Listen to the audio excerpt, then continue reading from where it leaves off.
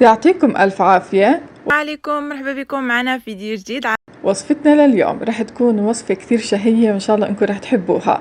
اليوم رح نعمل ألذ وأطيب كيك سادة من غير أي إضافات. رح نستخدم خلاط الكوكتيل وأكيد بيضتين. طبعا البيض عنا هون لازم يكون بدرجة حرارة الغرفة، الفانيلا البودرة، ورح نحتاج كمان مكون أساسي اللي هو الخل. رح نحتاج معلقة كبيرة من الخل الأبيض.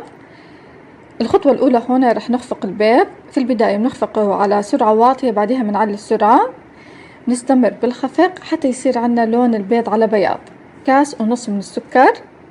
نستمر بالخفق حتى يصير عنا لون الخليط على بياض. 3/4 الكاس من الزيت النباتي. نستمر بالخفق. كاس من الحليب السائل الدافي. ربع كاس من لبن الزبادي.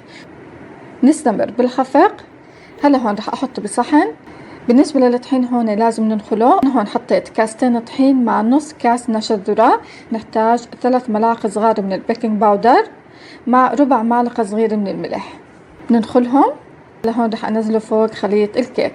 طبعا بننزله على دفعات. أنا هون رح أدهنه سمنة، طبعا السمنة اللي أنا استخدمتها هي حيواني. هلا هون رح أنزل خليط الكيك، وبهيك عنا قالب الكيك صار جاهز. هلا هون رح أدخله الفرن.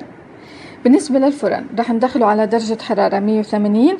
كل الخبز معنا رح يكون من تحت. عندي الكيكة صارت جاهزة. هلا هون بتركها تبرد، بعدها رح أقلبها. ما تتخيلوا، كيكة جدا بسيطة وطعم كثير شهي، بنفس الوقت سريعة، ما بتغلبكم بالتحضير. كثير طيبة وقت الامتحانات، وقت الواحد بده كيك.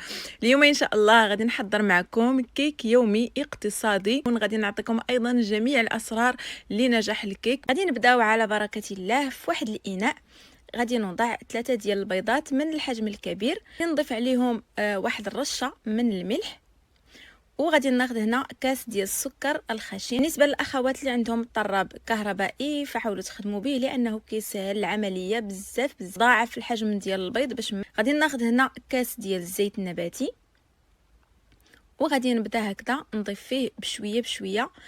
هنا غادي ناخذ واحد العلبه ديال الياغورت من فئه 110 غرام. غادي ناخذ هنا الدقيق. بالنسبه للدقيق غادي نعطيكم ايضا العبار بنفس الكاس اللي عبرنا به السكر والزيت. غادي نوضع كاس ديال الدقيق، وغادي نضيف ايضا واحد الرشه صغيره من الخميره الفوريه. غادي نضيف ايضا الفانيلا نسيتها، وغادي نضيف كأس آخر من الدقيق. دائما الدقيق كنغربلوه. ضفت أيضا كيسين من خميرة الحلويات، من أكثر من نص كاس بشوية ديال الدقيق. غادي نضيف ليه هنا نص كاس ديال الماء غليان. ناخذ المول اللي دهنته من قبل بالزيت ورشيته بالدقيق، وغادي نصب فيه هذا الخليط هنا. صافي هنايا الكيك من بعد ما طاب ها هو خرجته من الفران. كيف كتلاحظوا فما شاء الله يعني كيجي طالع، رغم انه طفى لي عليها الفران قبل ما طيب، وعاد عاودت شعلت عليها من الداخل. فكيف ما قلت لكم الخطوه الاولى لنجاح الكيك هي التخلاط. خصنا نخلط